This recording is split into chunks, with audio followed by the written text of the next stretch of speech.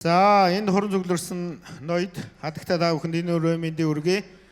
Увс аймгийн түүхэд 100 жилийн ойн хүндэтгэлийн арга хэмжээнд ирсэн ноёд хадагтаа та бүхэнд энэ өрөөний мэндийг хүргье.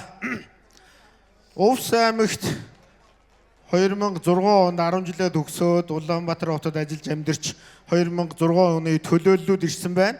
Өнөөдөр 2006 оны төлөөлөл салбарын бизнес, төрийн алба, эрүүл мэнд гээл бүх салбарын бид бүгд нийт 27 гишүүнтэйгээр өнөөдрийн энэ үйл ажиллагаанд оролцож байна. Тэгээд нийт Увс аймгийн түүхэд 100 жилийн ойн баярын энэ цэнгүүнд ирсэн бүх гишүүд бид бүгд Увс аймгийн ойн хандивын арга хэмжээнд 2006 оноо төлөөлөөд 30 сая төгрөг хандивуулж байна. Тэгээд түүхэд 100 жилийн ойн баярын мэндийг хүргье та бүхэндээ. Сайхан баярлцаагаарай.